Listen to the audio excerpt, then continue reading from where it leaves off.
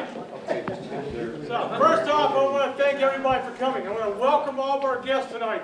I see a lot of faces that I know, but they're not necessarily coming to historical meetings on a regular basis, so welcome. We really appreciate your coming tonight. We want to thank the City of Newport, especially Scott Clark, Historic Preservation Officer, for allowing us to use the building tonight. Let's give them a round of applause. Okay, what the plan is now is we're going to turn it on to Don. He's going to give us a talk on George Wiedemann and Wiedemann Brewery. And afterwards, we'll allow some time to buy books again, and then we're going to have a business meeting afterwards. So we're going to turn it over to Don.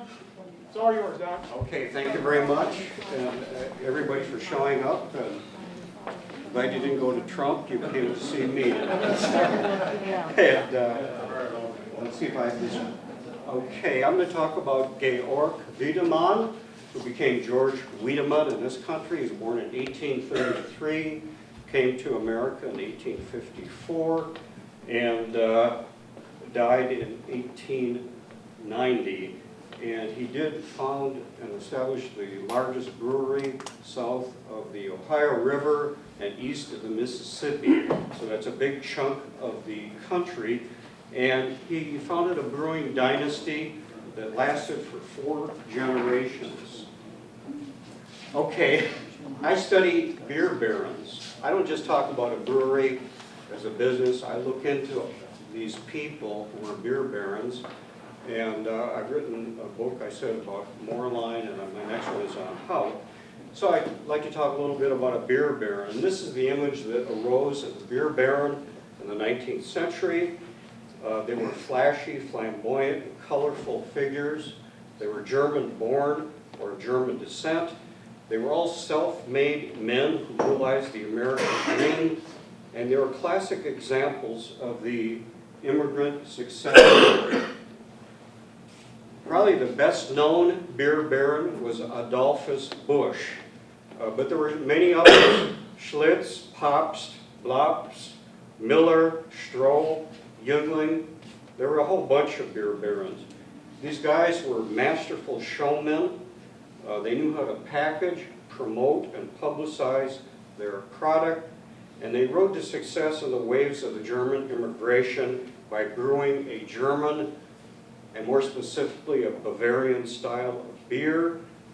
Their breweries were family-run companies. The family was a centerpiece, and they developed into dynasties like Busch, and that's why they're called beer barons.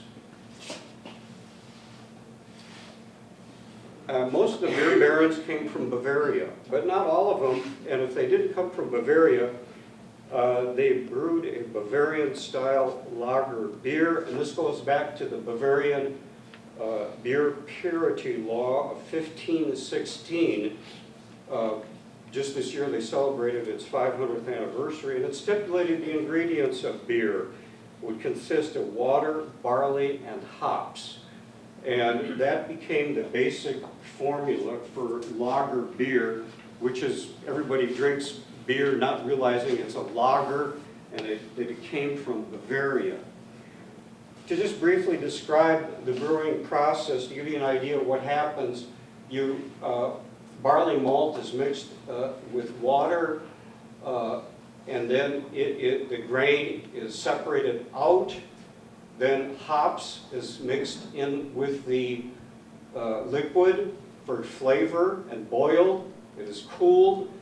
Then it goes through a fermentation process and stored. During the fermentation process, yeast is added, and it needs time to age. And the yeast then goes to the bottom of the brew, and it eventually dissolves, it disappears. And it takes about 4 weeks at least to complete fermentation, so it's called a bottom fermentation process, which contrasts with ale, which only takes a week and is a top fermented beer, and the yeast remains on the top.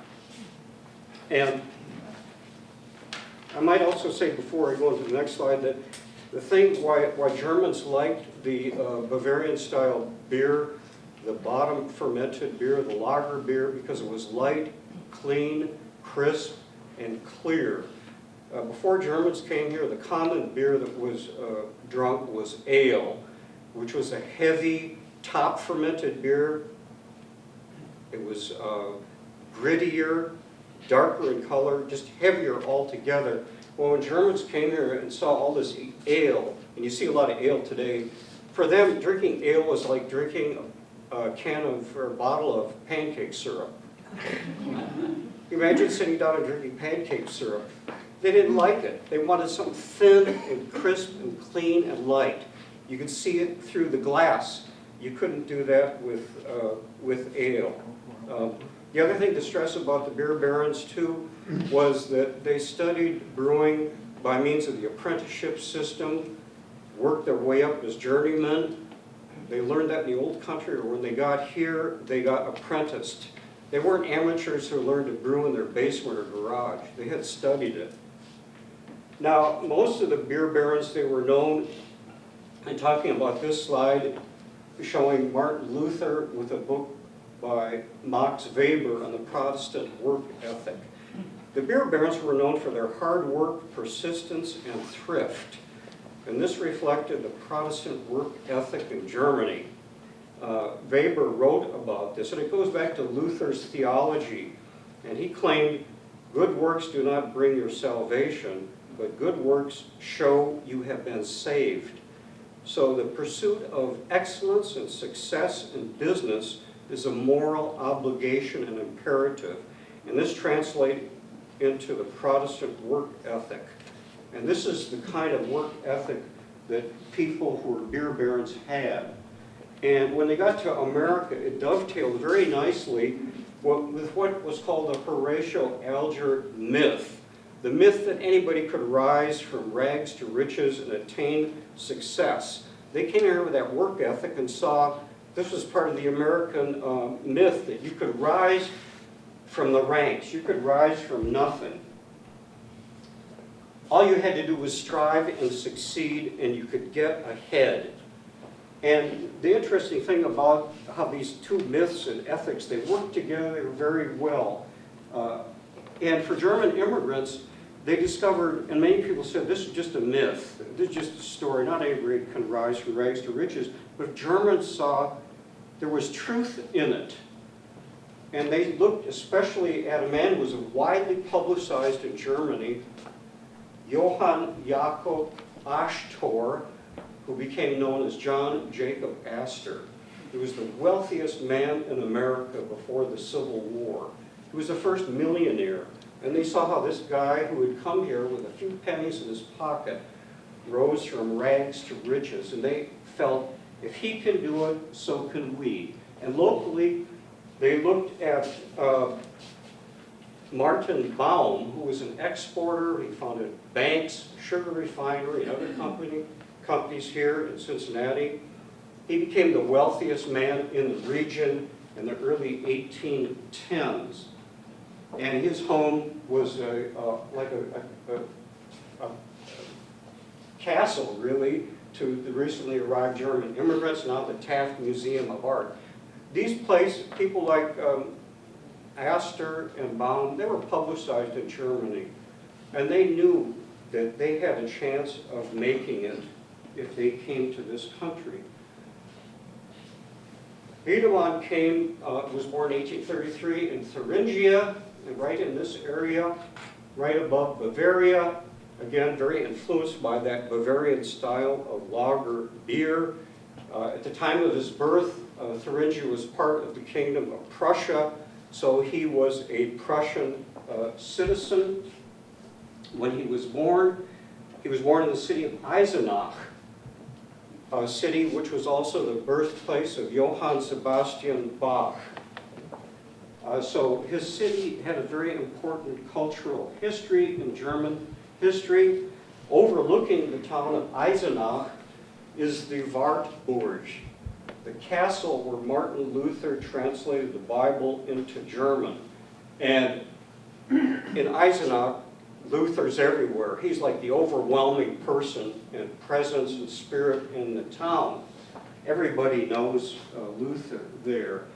Just north of Eisenach, as I mentioned earlier, Roebling was born, and he immigrated to America in 1831, 2 years before Wiedemann was born. And the reason he came was he objected to the, like many, to the political conditions there. People were coming not only because of economic opportunities, there were no political freedoms. There's no such thing as the Bill of Rights in the German states at that time. No freedom of the press. People were immigrating.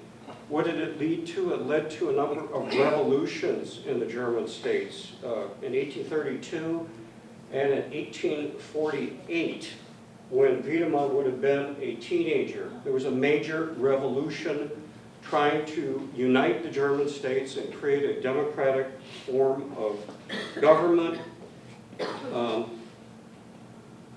It caused millions of people to immigrate in the following years, especially in the 1850s. And this would have been a time when Wiedemann was coming to age. They were coming here again for the economic opportunities, but especially, I think, for the political freedoms that were offered in this country and that we should not even today take for granted. So at age 21, Wiedemann decided to immigrate to America, the land of opportunity. You could see all these hundreds of thousands of people were coming and immigrating to this country. Immigrated in 1854. By the time he had, but even he, like many of these, like Moorline and others, they came here with a few dollars, coins in their pocket. You know, monetarily they were poor, but they were rich in terms of their vocational education. He had been apprenticed and learned brewing. And having an apprenticeship was the same as having a college degree. The same thing. You have a vocational degree or college degree. He had something that he could do something with. So he immigrated, and when he came, he landed in New York in 1854. At that time, New York was one of the major brewing centers, had 40 breweries. He immediately found a job in one of these many breweries there. There was a thriving German district there called Klein Deutschland, or Little Germany, pretty much like our over the Rhine district. He didn't stay there long.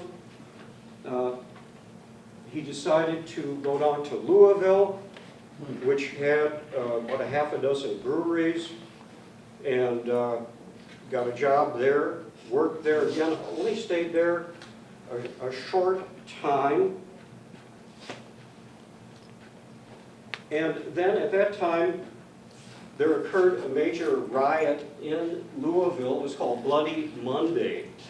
And it was because all these Germans were coming there. It was after the 1848 revolution. Many people, even in our era, they were concerned, all these Germans are coming here. Are these revolutionaries? Are they going to change our way of life? The other thing they objected to, all these Catholics are coming in here. And at that time, most of the American population was what they call WASP, White Anglo-Saxon Protestant. They were all people of English descent and predominantly Protestant. So there was a major riot that occurred, and a number of people were killed there at that time. Not surprisingly, Wiedemann left town. Headed upriver, he was smart. Get up to Cincinnati where there are more German people. And so he headed up river and to our area. And of course, where would you go?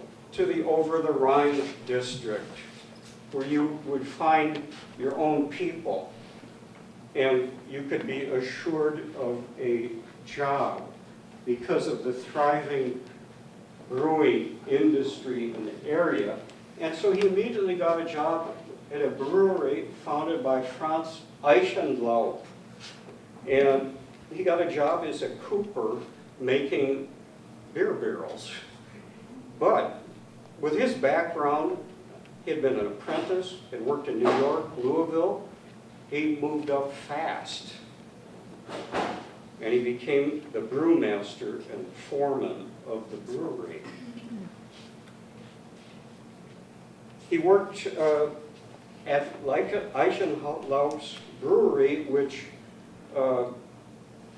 Eichenlaub, his son-in-law was this gentleman, John Kaufmann.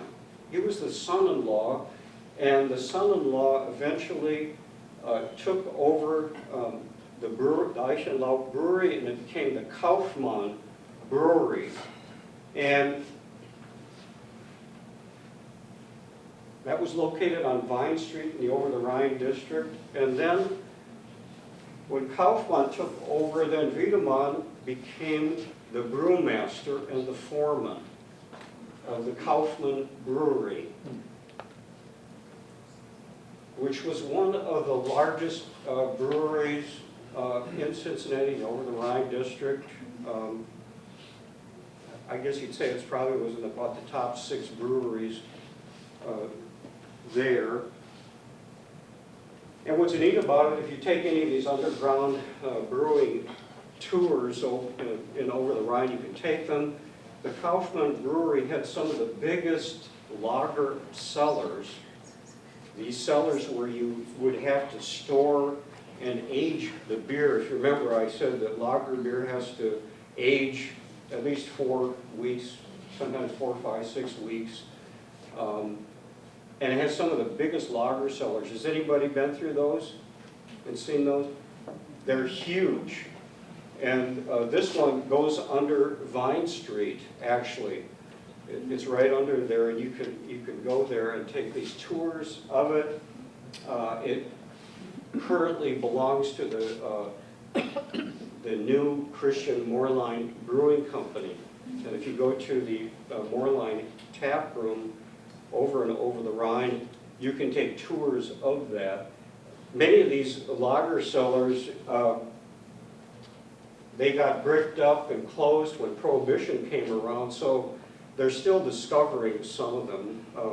I helped in finding some of these tunnels and so on that are over there because they're huge, they're gigantic, and after Prohibition, when they got bricked up, people lost track of them, that they were located there. Now, Wiedemann, this guy, obviously, think about his ethic, the American ethic. This guy was a go-getter. He had the apprenticeship background. He had moved around. This guy was a go-getter. Well, he had been there now at Kaufmann for 15 years and Over the Rhine. And he had a great resume. But, you know, am I going to stay a foreman my whole life? Stay a brewmaster my whole life, or I'm going to do something? So I think he probably got the idea, I'm going to go into the brewing business myself. Over the Rhine by that time was beginning to fill up with breweries. Had about a dozen of them then. So he probably took a look around at where the other German districts were in Covington and Newport, and got the idea maybe it might be a good idea to locate across the river, and especially Newport might be a good place to go to. You know, and then at that time, there were a lot of German people coming over there in Newport. They like to wet their beak and palate with a little bit of that lager beer. So maybe I'll plan on going over there. And there are a lot of historical markers, as you know, of German heritage. Goethe is popular here, isn't it? Yeah. Does anybody like Goethe? Yeah. Okay, I mean, you know that there's a German area around here of people like Goethe. So, I mean, he could feel right at home in this area and be assured of a good market. But another really pulling point to pull him over here, he had a good buddy over here. Johannes Butcher, who came from his hometown of Eisenach. He had a hometown friend here. He spoke his same kind of German, Saxon German, the same kind of dialect. And so this was an ideal partner for him to go in business with him and start the Butcher and Wiedemann Brewing Company. He had started brewing here actually in 1866, and he brought Wiedemann. They got together, and he became the new brewmaster. And this is Wiedemann here, and that's Butcher with their Butcher and Wiedemann Brewing Company that they started. And here you see one guy having a nice mug of beer and a couple of the beer barrels. I think somebody brought a beer barrel, didn't they, back there? And here you see wooden shovels that they can shovel the hops into the brew when it is brewing. Those two guys, they were hometown guys. You know, you can tell they had a good partnership together. But by 1878, Butcher decided to sell out to his partner, and Wiedemann took full control of the brewery.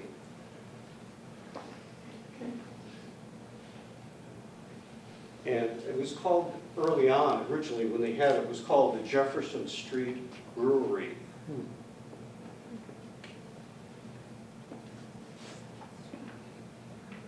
When Wiedemann bought it out then, in 1888, he rebuilt the entire brewery complex with all the latest refinements in brewing. And it was a great example of German architecture for breweries. It's called German Romanesque Revival. So it has a lot of Romanesque elements, round arches. Then from the Renaissance, these gables and towers on the top of the building. So it's a late 19th century brewery architecture, Romanesque with Renaissance style.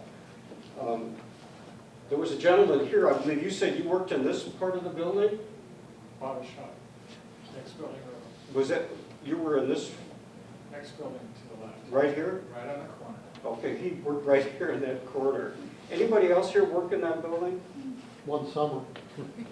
Okay, okay, well, I'm glad to see that people are here who work there. Yeah, there it is. So there, again, you'll see the style of the architecture.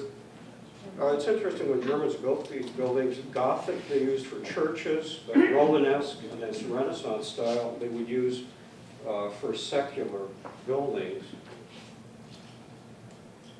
This was the Gasthaus for visitors.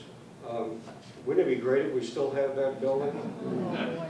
If we just had that building alone, it would be just tremendous. Again, with Romanesque round arches, typical German architecture style. That was the inside with the Bierstube, Bavarian style Bierstube. Again, I wish, wouldn't it be nice if Newport had that?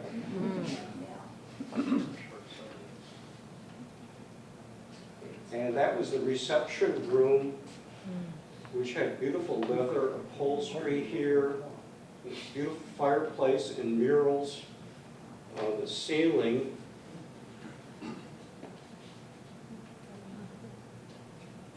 And here you have the main office, which was state of the art. It was one of the most advanced breweries technologically and equipment-wise at the time.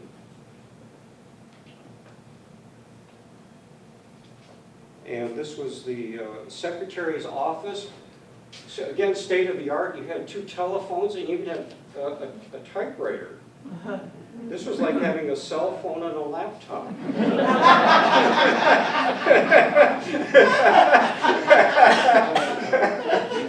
Does anybody remember using a typewriter like that?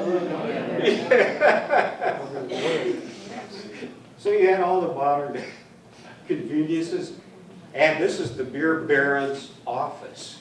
Very regal and splendid looking office it was. And it looks to me like a Rookwood fireplace there. And I think this, in the back, you'll see a monk here quaffing some beer. They, of course, like that. That's the stable where the home of 150 horses. Of course, all these breweries around here had to have a lot of horses to deliver all the beer in the different beer wagons. I think there's some other pictures too that we have here too, up here later if you'd like to, of some of these. That's from a Latin school coming. And this is a picture that Ken Hoffman gave me. Is Ken Hoffman here? Yeah. Where? Oh, he's over here. This is his grandfather, Louis Hoffman, who worked for Wiedemann. And this is dated, according to him, around 1910. And at one of my talks, Ken Hoffman gave me a copy of that and was glad to get that. And I'm, you know, putting even together a show like this, you know, it's hard to get pictures of things like this. It's really hard.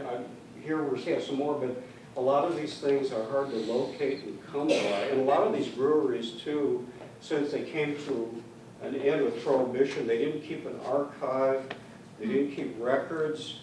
A lot of the families scattered. It's not an easy job writing a history of a beer baron. They were so busy making beer and making money, they didn't take time to write diaries and notes. So it's difficult to get this stuff together. So I do appreciate when I find pictures. Now, going back to the product, what was so important? Well, Wiedemann specialized in Bavarian lager, that process that I told you about, which everybody drinks beer, not really realize here that we're drinking lager beer, Bavarian style. But Wiedemann also became well known for Bohemian Pilsner in the later 19th century. This was a more yellow in color, a lemony yellow color than golden lager. It was lighter bodied, had a foamy head, and a smooth, creamy flavor. Makes me thirsty talking about it. But those are the two beers that they became famous for. And I talked about Luther and early on in the Protestant work ethic. But another thing is, when people talk about beer barons, they don't usually talk about their faith and religion. Religion and church were important to beer barons. They belonged to churches. They were strong supporters of their churches. Their church meant something to them. Their families, they were people, the faith was important to them. The Wiedemanns belonged to the St. John's Lutheran Church. And I always mention that because it's something that always gets overlooked. Nobody ever mentions that. Well, Wiedemann's oldest son was Carl, who became known as Charles. He was the eldest son. He went to Xavier College here locally. Then he went to business school. Then he went to Germany, and he studied brewing at Munich and at another location. Then he went to Milwaukee and worked at a brewery. And then he came back home and became superintendent of the brewery. But this is another typical pattern I found with the beer barons. If they were studying in Germany or they studied here as apprentices, their sons, they didn't just start working at a brewery. They studied it at an academy here, or they went to Germany. Again, and in Germany today, if you want to become a brewer, you go to a technical university or a vocational school. This is a professional trade. So his sons studied brewing. This was his home at 709 Overton Street in Newport. Has anybody seen that or familiar with that? It's a beautiful home. A lot of these pictures too are in my book about him. It goes into more detail on these places. The youngest son was George Wiedemann Jr. Just like his older brother, he studied brewing in the U.S. Then he worked at a brewery in Rochester, New York. Then he was sent to Munich and studied brewing there. So these guys knew what they were doing. This was his home at 410 Park Avenue in Newport. And you can see by the end of the 19th century, they were doing very well. Well, the father passed away in 1890, and then the older son, Charles, became president, and the younger son, George, became the vice president. And he left an estate which probably was worth about, in today's dollars, about $20 million. So for that time, wasn't a bad estate. He didn't do too badly. This is his grave site at the Evergreen Cemetery in Newport, and there's a beautiful monument there. His wife, Agnes, died in 1899.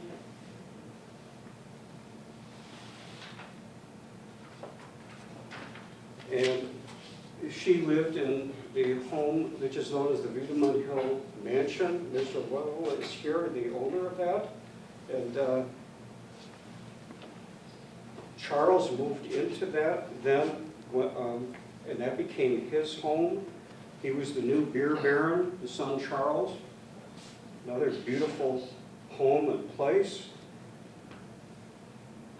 surrounded by a beautiful garden. Now Charles, like other beer barons, they funded, bought saloons. Before Prohibition, 90% of saloons were owned by breweries. And most brewers would buy a saloon or fund it and then rent it or lease to somebody, just under, and the conditions were, you only serve my beer. When Moreline did this, how they all did it. You had a saloon, you only serve.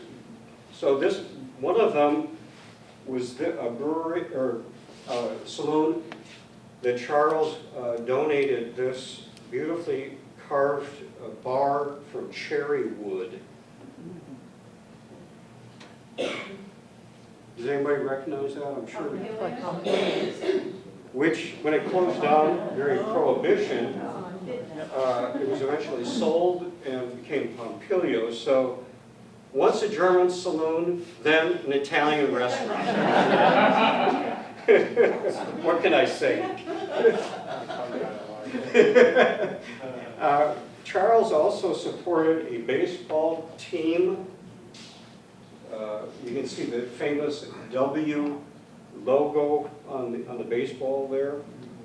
They funded things. Also, and I mentioned earlier too, the church membership and how they gave to churches. And I noticed when I was reading the obituaries of his wife that they said that they did give a lot to charities, but they gave a lot of it anonymously. So it's hard to know, where these beer barons gave, because they didn't broadcast it or publicize it a lot of times. They gave it anonymously.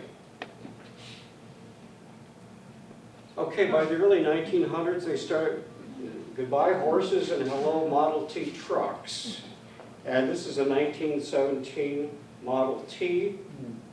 They were starting to deliver things. Things were going very well for the brewery. And as I mentioned earlier in the very beginning, it was the largest one south of the Ohio River and east of the Mississippi. Major brewery operation. But then along comes World War I. And who are the brewers? Well, almost 99% in this country are German. And so the anti-German hysteria comes around that I've written and documented and talked a lot about. But it hit Newport like it hit other areas, and German Street was a street in Newport that was changed to Liberty Street. And recently I was involved in help putting up this sign there because we're right now in the centennial of the outbreak of the First World War. The United States entered it in 1917, so this coming spring will be the centennial of U.S. entrance. But this will just note that that street was originally German. Of course, German instruction ended in the public schools of Newport. German books and newspapers were destroyed from public libraries. That's why when you try to go to the local public libraries, you won't find any of the German newspapers or publications printed here. They were all destroyed and burnt. Following hard on this very difficult time when it wasn't politically correct to be German, it wasn't cool to be German like it is nowadays when we have Oktoberfest. Well, coming right on that, it was easy to push through Prohibition because the people pushing Prohibition were saying, who are all these brewers? They're all German. They supported the German press. They supported the German societies. We're at war with Germany. We need to ban beer. And so Prohibition went into effect in January 1919.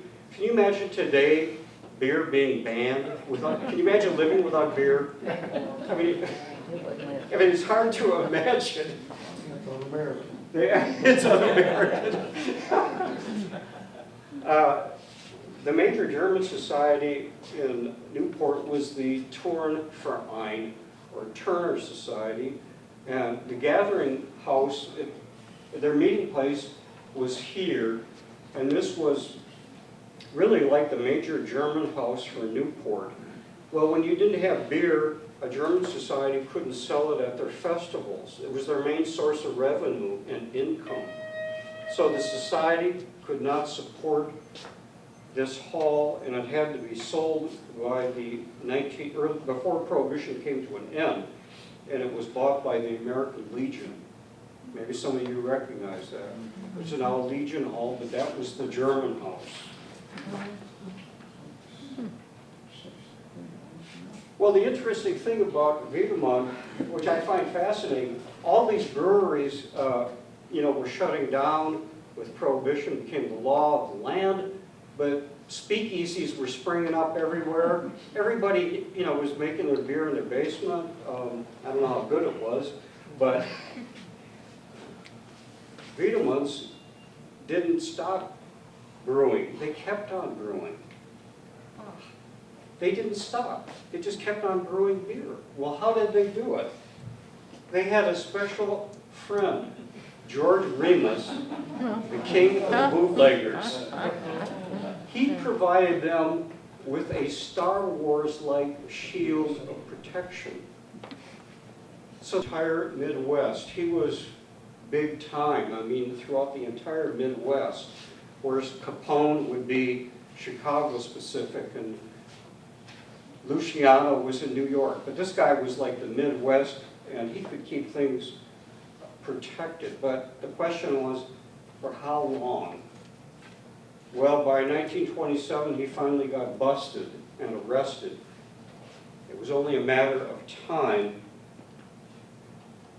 then when Wiedemann's would get busted and arrested. And they arrested and said, for 9 years after Prohibition, you've been brewing beer. That's against the law.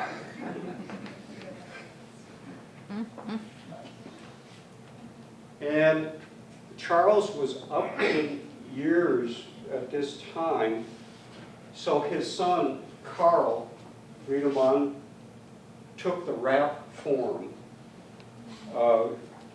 George Remus, who had been busted, he got sent to the federal penitentiary in Atlanta, and that same year, Carl took the rap, and he was up on 16 or 17 violations of the Volstead Act, which was the law that put Prohibition in place, and he was sentenced to prison at the federal penitentiary in Atlanta, and he was sent there to do time.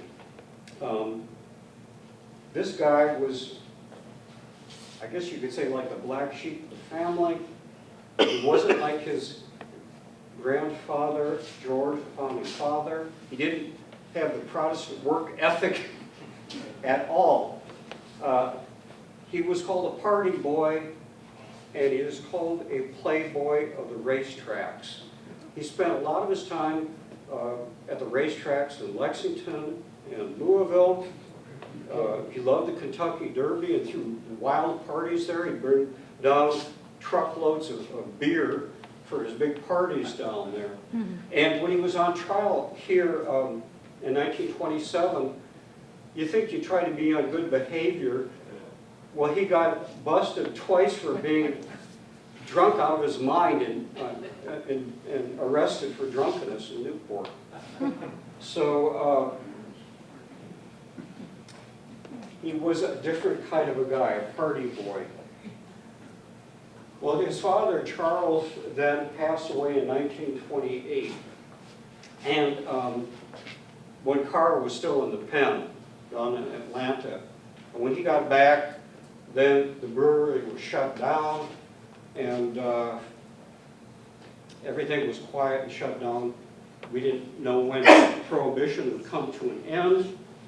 However, it finally did come to an end, December 5th, 1933.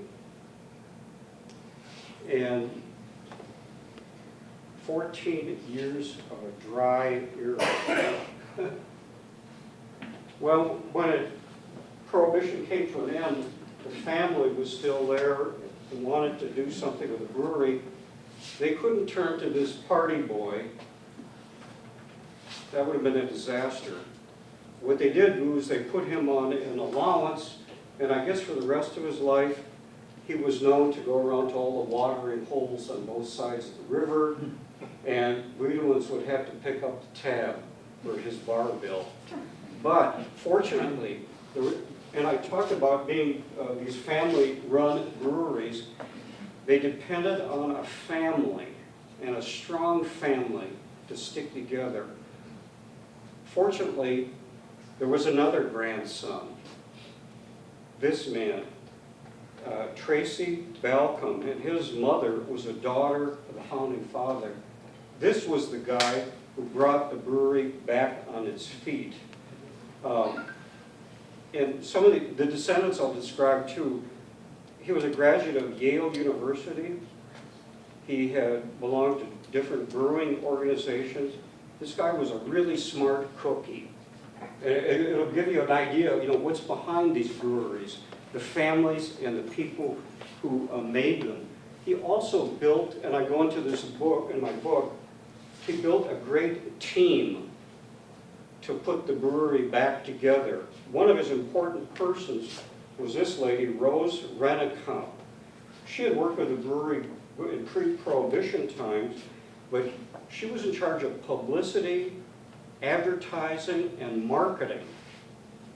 She was a genius at it, and working especially with Tracy Balcom. The other important part of the team was Tracy Balcom located Arthur Scheinlein, a brewer who was from Germany. He had been apprenticed in Germany. He had worked at more than a dozen breweries and even studied at an academy in the US to see how it was done. But with this team together, with Tracy Balcom, Rose Rennekamp, and this guy, they were dynamite. And they put the brewery back together and got it on its feet to make a comeback. And at that time, too, you have to remember, about 95% of the breweries in the U.S.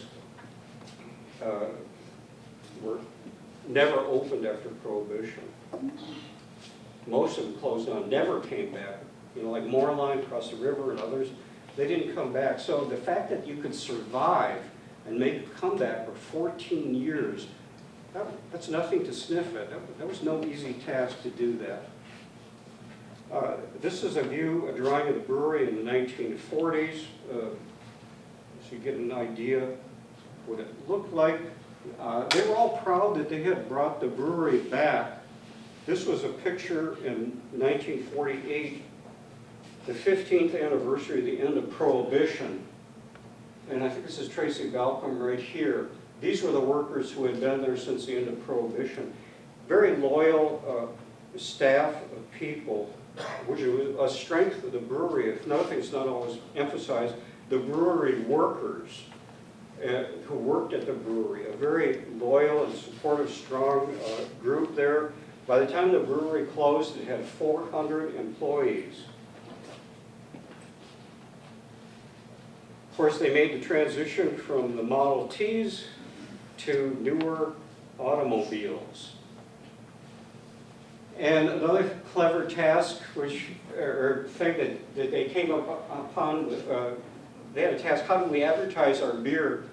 Well, Balcom and Rennekamp came up with this idea of calling it America's only registered beer. And this meant that they had checked that inside the brewery and lab that it had all the proper ingredients. But by saying it was only registered, it made it sound official, like it was registered with maybe some official authority or somebody. It wasn't registered with anybody but the brewery. And it sounded pretty good, didn't it? They were registered. And also, after getting busted by the feds, they gave it a kind of a halo of sanctity. That, hey, we're okay. We're registered and we're legit and politically correct now. And it was a great advertising thing to have.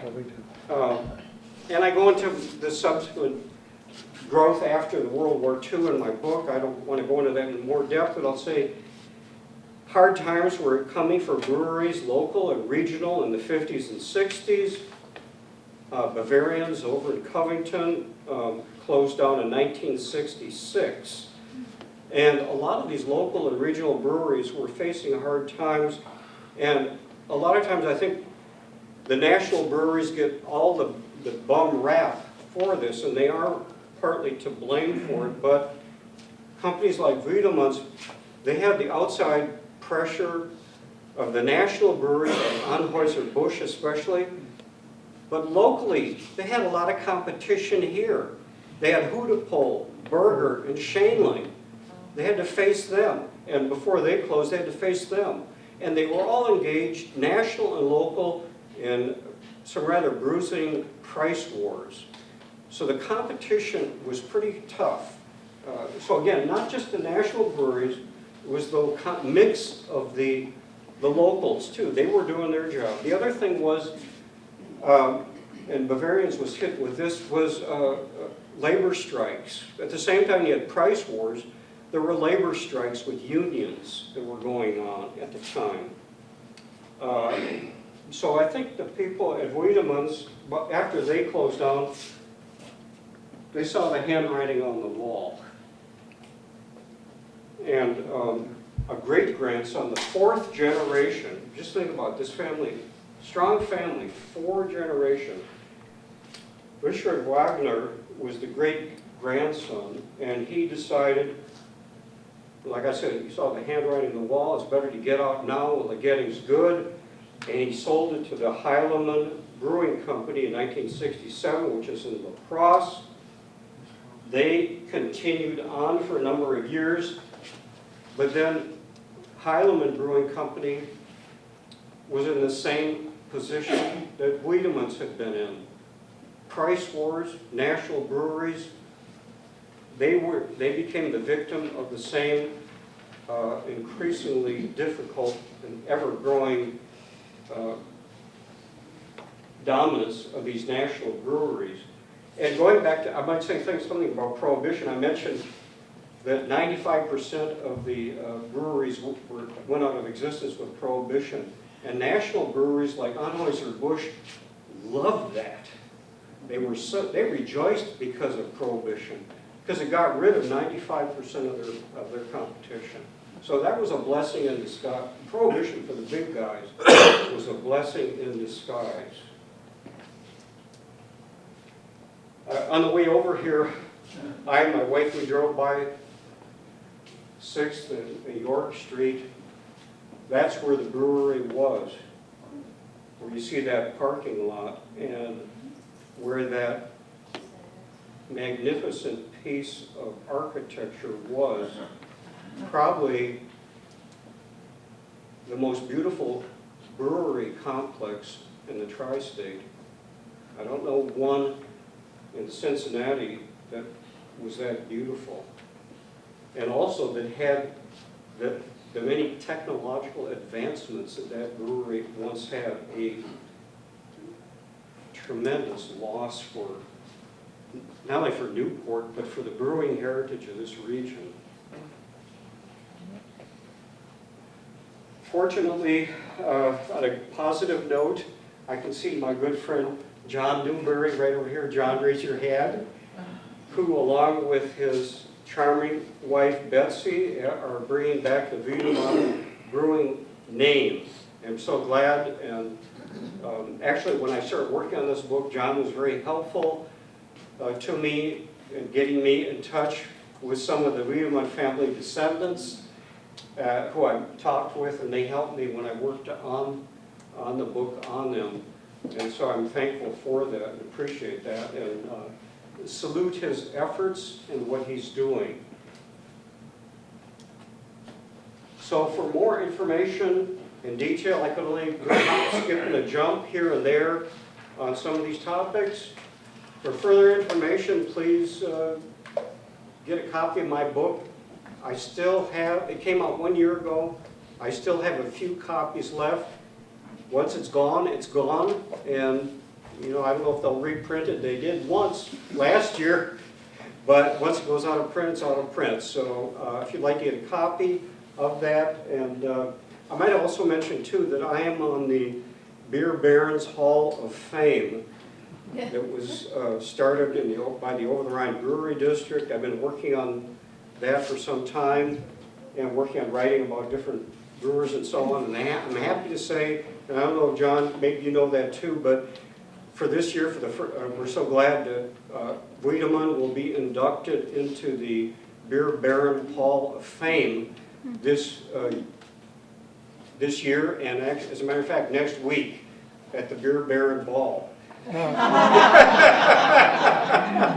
And again, in my whole story, and I've tried to tell you some about their ethic and their background and their learning and their apprenticeship and so on.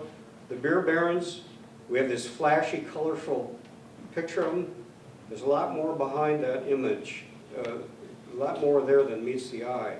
These guys were shrewd businessmen, promoters, and colorful people that had a big impact on our area. Thank you very much. If not, I'll go back to the book table if anybody's... Anybody who worked there want to talk about their experience at Wiedemann? Yeah, if anybody worked here, please, do you want to say something, sir? Or? Right. I started in, when I was 1 year old, there was the security guy was on down the sidewalk there, and I was with my uncle, and he went down, and I just got back from the service, and he said, "You want a job, boy?" "Yeah." I said, "Yeah." He says, "How old are you?" I said, 20. He said, "Tell him you're 21 when you go in, and you go in there, you have to read it here." That's when I started in 1947. 47. I worked 35 and a half years the day they closed. You did? Worked the last day was June the 3rd, 1983. For how many years? 35 and a half. Let's give him a hand.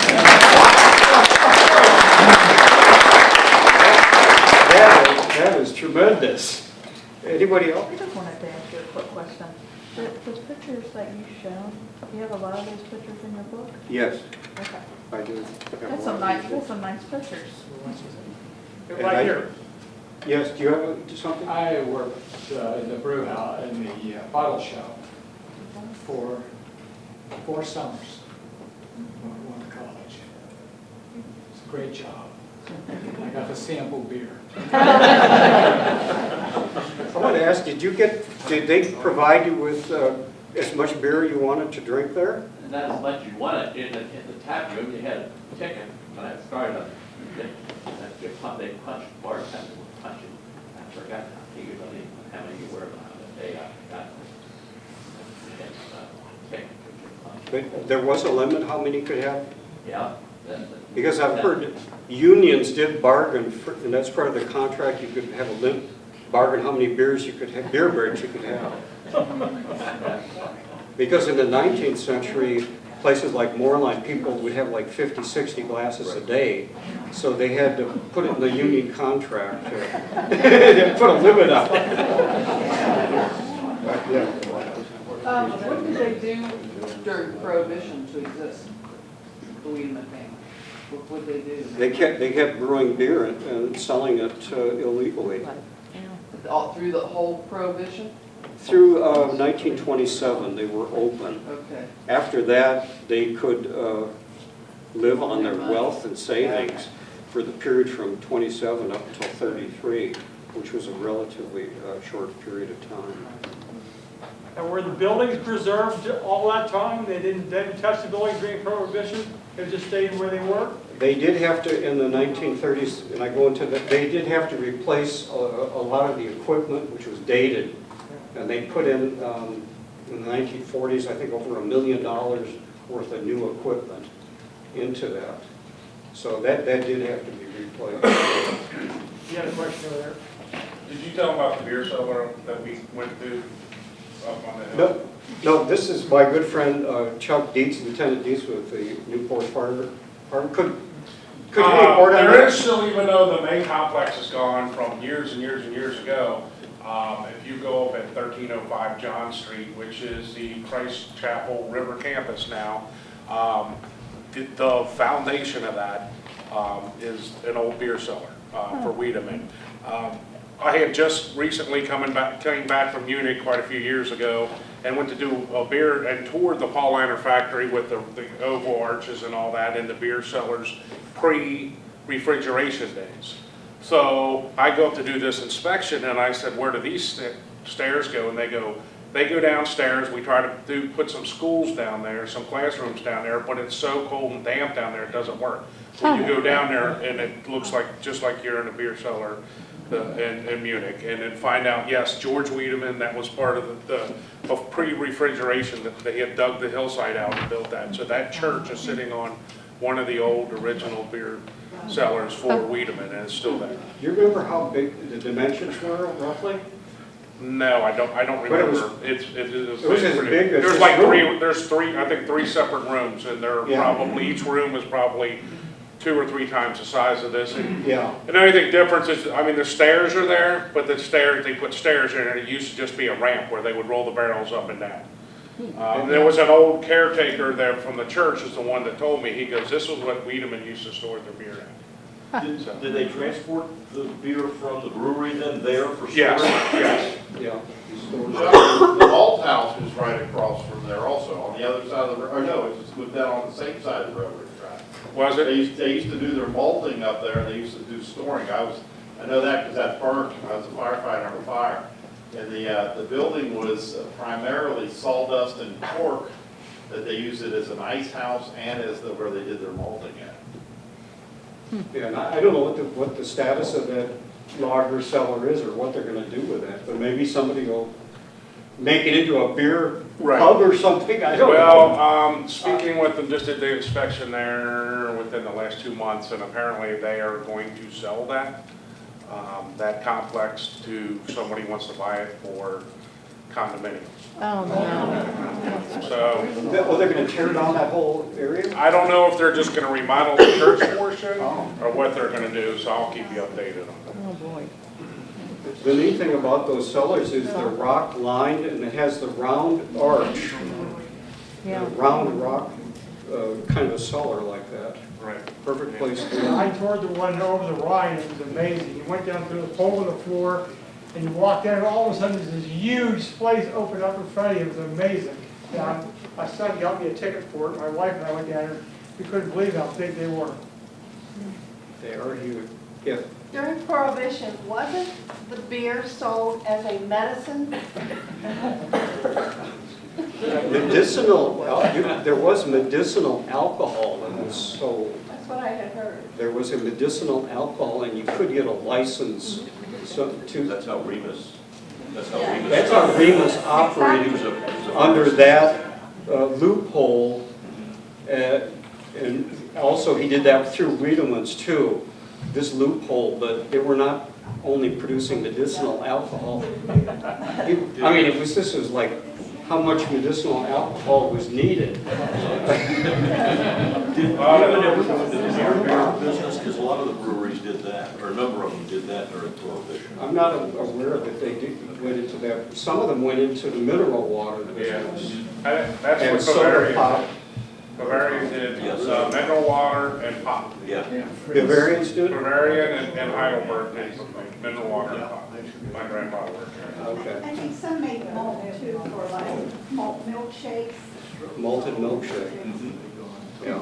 The problem too with the soda pop thing, when that got so popular in the 19th Prohibition, that's when Coke, of course, boomed and became a major soda pop. And many people after Prohibition complained of the impact of soda pop on beer and the increased carbonation and the effects on beer and the difference between recipes. Maybe, John, you've talked about that too, but I don't know. But the difference between beer pre-Prohibition and Prohibition beer, or the carbonation and all that issue is something. But, yeah. Why did they demolish some of those buildings? Why did they demolish it? Scott, why don't you answer that? Is there somebody, a historic preservation officer is here?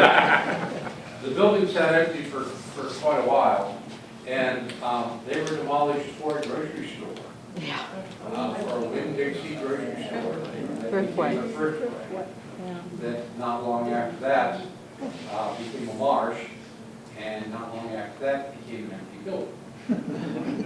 And that building, that business that's in there now has been there about 4 or 5 years. But until that time, that building sat empty for about 10 years. It's a lovely piece of architecture. Yeah. Wonderful piece of architecture, and too much has been torn down. I like seeing the pictures of the bridge, rolling bridge. There was even at one time somebody, after World War II, said that bridge should be torn down.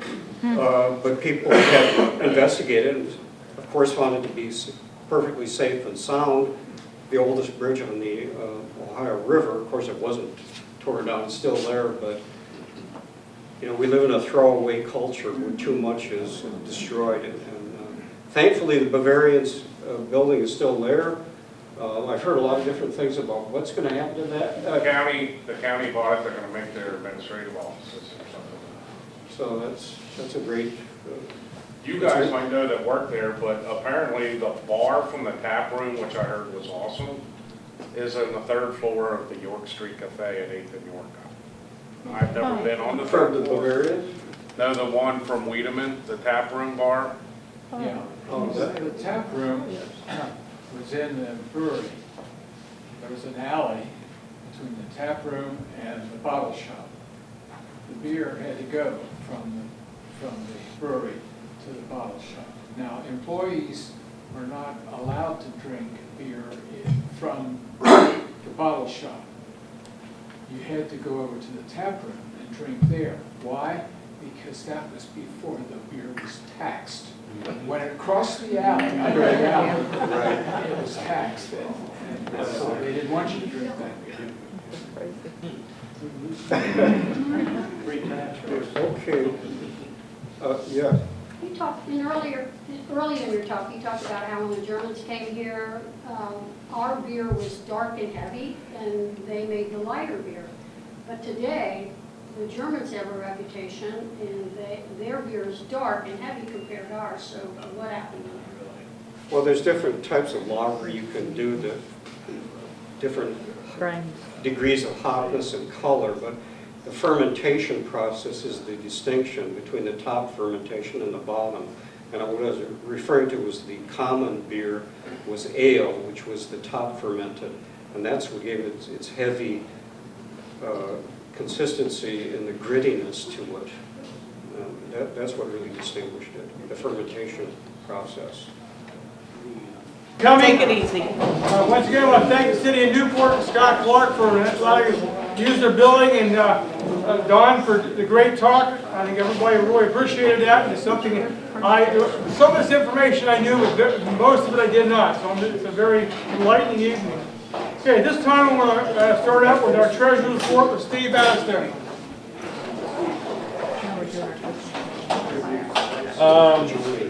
Okay, we started with a balance of $15,777.30.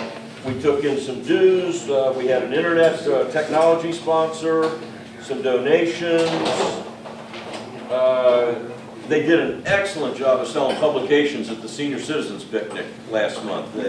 More than we've ever sold in the past. And I gotta say thanks to everybody, because we got our biggest check so far from the Kroger Community Rewards Program. Everybody that signed up for that, thank you ever so much. It was $140.17, so it's grown every quarter this year. We also sold a bunch of old pop bottles. Like, kudos to the master salesman here, who sold a bunch of old pop bottles that we had at the office, and he sold them for $40 to some guy at the flea market. And the guy didn't make it high, I should have asked 50. So anyway, grand total, we took in $713.19. We spent a little bit on office supplies, $90 there. We mailed the newsletter for $60. The troop photos we framed, that was $127. We talked about those last month. So grand total, we spent $277.39. Left us an ending balance of $16,213.10. In the scanner fund, we have $3,223, and in the essay contest fund, $600. Very good. That's it. Thank you. Last month's minutes. Dan?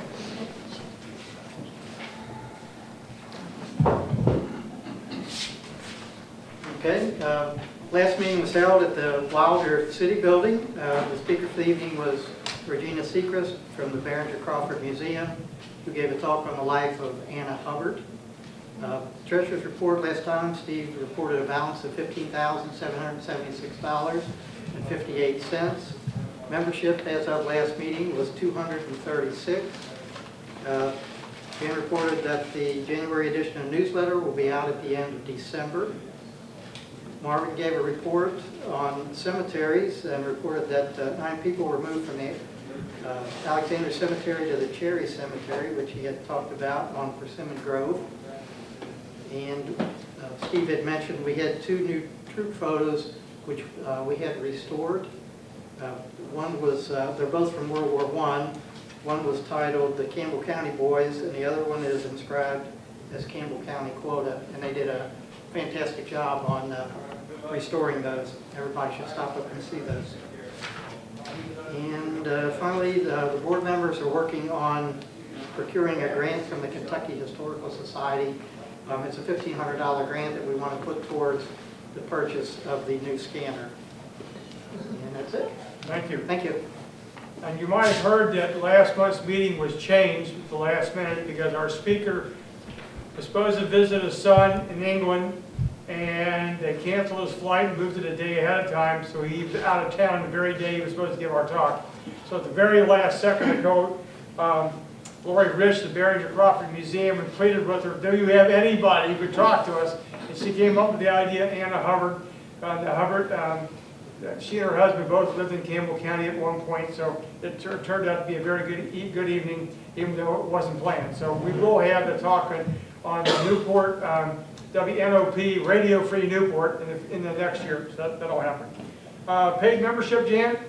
About 260, I think, right now. But this is the time of the year that we actually start over. We can start accepting memberships for next year, your dues, but you don't have to rush it. There will be an application in the December newsletter. Okay, very good, thank you. All right, we're going to go through the reports quickly, so if I call upon you, you might want to take your information and narrow it down a little bit so we don't want people to be here after 9 o'clock. So gifts and donation, Richard. I don't have a full report for this month, haven't been to the office, so I'll have more November. I know I do owe some people some thank you letters, which I will get out, the printer issue we had, and then my schedule, I apologize for that. 2 donations, one I should have showed earlier tonight, but we've got a cigarette lighter from the 40s or 50s, it's Royer Amber Beer by the Wiedemann Company, if anybody wants to see it, in Newport. And then I've got a paper hat, one of those old paper hats with Trout Theory on it. I didn't bring that tonight, but those will be donated, and those are the only ones I know now, but I'll have a full report in November. Okay, keep standing. What about History Day? We've actually had some movement this week trying to schedule a committee meeting, so it's finally moving forward. It's been slow, but the committee members are now communicating to come up with a definite meeting date to keep planning. So we still hope to have it for next year, but no details yet. Okay, very good. Anything on picture albums and gray negative collection? 6,335 photos scanned, gray negatives. Glenn, how many have you done so far? 100 and some? About 120 is pages. Okay, we've said this at every meeting. We're in the process now. Glenn has been creating a digital index to all of the gray negatives, which covers 50-some years of negatives. It's huge. I've been going back and redoing all of the boxes that they came in, because a lot of the boxes were falling apart, and I'm making sure that they're all labeled properly, and we're still missing some. There's like random files that are missing out of that, so I'm just making note of that so that we know that. Once Glenn gets finished and I get finished, we'll be able to put all of this together, and then once we get the new scanner, it's going to be very, very easy to locate those negatives and produce photocopies, or actually photographs, for anybody who's looking for those. And I think we've talked that once all of that's in place, then we'll make a bigger notification to everybody that we have that available, and hopefully we can fill some holes for some people then. Okay, very good. Jan, anything in the newsletter? Well, as Dan already reported, the January issue hope to have out at the end of December. It will have a membership application.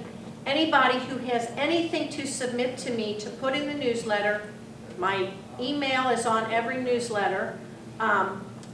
So send me whatever you've got. If you want me to include something, I'd love to put it in.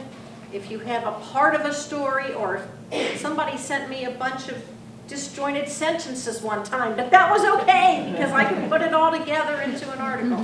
So get me things if you have them. And I will now make a formal apology to everyone here. I put that this meeting was going to be at 11th and Monmouth instead of 10th and Monmouth. It was, if your phone caller said that to you, it wasn't the phone caller's fault, it was my fault, because they take their information from the newsletter. So the newsletter was wrong. So I sat down there tonight for about 40 minutes and directed the 4 people who pulled into that lot to come up a half a block, and they'd be here. Thank you. I think everybody, and there were people that were going in there for a meeting, and they knew that our meeting was here, so if anybody came late and went in, they would have told them that we were here. So everybody got here that was supposed to. Correspondence and emails. Yeah. Mike, are you going to talk, Mike Stoll, are you going to talk about this? Here, I'll give you that then. Communications, the Camp Springs Herbs Tour is coming up Sunday, rain or shine. If it rains, I don't know where our tables will be set up, because we don't want our stuff to get up in the school. Sharon suggested maybe under the pavilion too. Well, I was told that we'll be that's where we undercover. go? Okay, we'll be undercover somewhere if it's raining. But this one has a map, and I think, Sharon, do you have more of these with you? If anybody's planning to come, you can pick up your map at the firehouse in Camp Springs. It's a self-guided driving tour. It's so beautiful. You can tour some of the old stone houses. A lot of the churches have food and drinks for sale. One of the churches usually has a bunch of different soups for free. it's just a fun day, and there's lots of other things for sale. We set up a booth, so come see us up at St. Joe's Camp Springs, is where we always are. Sharon, I've had a number of people ask me, are they gonna have fish? Yes, they are. Fish was here, and we are gonna have fish. Okay. We talk about all the beer, but we pride ourselves in our wine, and Lonnie and Ruth Ann are here from Camp Springs Winery, so we're excited, because this is our 10th year.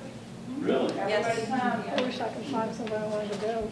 Okay, thank you. Anything else? We've just had a couple more correspondences for people with genealogy questions that we've been able to give some help to. And the grant that was mentioned did get submitted to the Kentucky Historical Society. We won't hear if we get the grant for another couple months. And we're also working on a grant to the Daughters of the American Revolution. And that one isn't, I mean, we can ask for however much we want for that one. So someone is working on that. Very good, thank you. Cemetery report, Marvin? There is nothing to report. The dead are still dead. Most of them are still in the cemetery. Now, I've had a lot of people say, aren't you afraid to leave them up to a cemetery? I said, no, the live ones are the ones you got to worry about. The dead ones, they're not going to bother you. Okay, Veterans Room, anything to report on that? I did want to publicly thank Glenn. He took those 2 new troop pictures that we had restored and framed and hung them, and he made placards for them, and with arrows directing the wall on the wall where all of these troops were from. And I'm in the process of doing research on the Campbell County boys. That was taken at Camp Zachary Taylor, right out of Louisville. And they're in the process of planning their 100 year, is it 100 years? Yeah, 100-year anniversary. So I'm in the process of doing some research on that. The Newport quota troop photo, I'm not sure yet where that was taken, but I'm going to do some more research on that too, and maybe we'll have an article for the newsletter. Contact the Military Museum in Frankfurt. They might be able to help you. Oh, okay, because I called Camp Zachary Taylor and I called the Historical Society. The Military Museum has a lot of information. All right, that's a great idea. I'll do that. Thank you. That camp was only in existence, I think, for 3 years. It was, you're right. Okay, we've been still working on museum renovation. It's not done. Senior Citizens Picnic, how did it go, everybody? Everybody pleased with it? A good crowd. This is a buying crowd, obviously, from what we sold. It's just one of the greatest events for the seniors of Campbell County. And at some point, I guess I'll be old enough to be a real senior citizen instead of just selling books. We gave away, or we're in the process of giving away yearbooks, high school yearbooks that we have duplicates of. And I got 2 hugs from ladies who found years that they wanted. They actually came around and hugged me because I can have it. They were so excited. So if you need a year, come and see what we've got. We have some. We're not going to give away our good copy, but we will give away the duplicates. And if you have a yearbook laying around from anybody, keep us in mind. We want it. Yeah, we could most definitely. There's an unbelievable amount of information in yearbooks that you can't find anyplace else. And they're all younger people at that point yet with a different view that you usually see. Okay, very quickly we're going to go through meetings for the future. Next month we're going to be, first off, Camp Springs Tour is coming up the 16th. November 10th is the Water City Building. We're going to have a talk in the Beverly Hills Supper Club fired by the retired fire chief. That's our own election night of officers and board of directors. We're going back to Wilder in December for our Christmas social, and the Hills of Kentucky Dulcimers are going to play for us. In January, we're having a talk at Wilder on Mary Ann Theater and theaters in general in Northern Kentucky, or Campbell County, both? Campbell County. Campbell County. February, we're going to celebrate Black History Month at Wilder with Bridget Stryker of the Boone County Library. She's just going to talk about the Underground Railroad in Northern Kentucky. March the 9th, we're going to be back at Wilder. We're going to have the history of the Alexandria VFW by Marietta Keneal. April the 13th, is it April or you're doing May? Actually, we meet it to be moved to the fall because of the conflicts for those 2 months. But I will be doing it whatever date you come up with after that. All right. And that's on the military, Newport Military Barracks. And we've got a talk being worked on Spears Hospital, which is going to come up early next year. So in June, we're going to do something a little different. We're going to have our picnic like always, but we're working on getting an old-fashioned, what do you call it? It's a fellow I know that plays in a baseball league. He plays on a baseball team, and there's a league that they play by 1869 rules. That's no gloves. Oh, my. Okay? And he's making arrangements now to get a couple of these teams out there and play some of this baseball for us. It was, as he tells me, it was more of a gentleman's game at that point in time. But 1869 rules are very, very different than what they are today. So it ought to be a lot of fun. And we've got 4 or 5 more talks being worked on for next year. You've got May. We've got a May talk. I don't have it written down. What was it? In May, I've arranged with a gentleman, Tom, the guy that wrote the article in the C&O Historical Society magazine. He's going to come and talk to us about the C&O Railroad that ran through Campbell County. This guy is just a wealth of knowledge. He knows every depot, he knows every stop, he knows how many people came through there. He's got pictures, he was incredible. To arrange this meeting, I paid a dear price though. I was on the phone with this man for an hour and 45 minutes. I couldn't get him to stop talking about the railroad. Who is he? I knew somebody was going to ask that. Expert. Wendell McCord is his name. He lives in Dayton, Ohio now. He's a retired dentist, but he has he's taken on the railroad as one of his pet projects, and he actually writes books. He writes 4 books a year for the C&O Historical Society, and he donates all the profits from those books to the society. But he produces 4 books a year for them on the C&O in different areas. And he had some amazing pictures. I was telling him that, over the years, when we were doing some research on Oneonta down in Campbell County, we realized that the Huntington family, and who started a lot of the railroads, every place they went in the country, they took names of their own family or where they lived and gave it to us. So Oneonta, Campbell County is from Oneonta, New York. It's the name of the Indian tribe where they're from. Huntington Beach, California, is from Huntington family. Huntington, West Virginia, from the family. So you find names like that across the whole country, and all of it has to do with their railroad and the names they gave wherever they went and took the railroad. So that's a pretty interesting fact that you find these names popping up all over the place. It's not a coincidence they gave it those names. So we'll talk about that at the meeting. All right, it is almost 9 o'clock. Thank you. Yes. Oh, yeah, Evergreen. The Friends of Evergreen's having a spruce up Evergreen Cemetery on Saturday, October the 22nd, from 2:30 to 3:30. And anybody who'd like to come out and look at the George Wiedemann headstone and do a little bit of sprucing up, we're going to do mainly around the chapel and cut back some of the bushes and around the office building in the front where you can see it from Highway 27. And if you don't bring any tools, we have there enough for everybody to go around.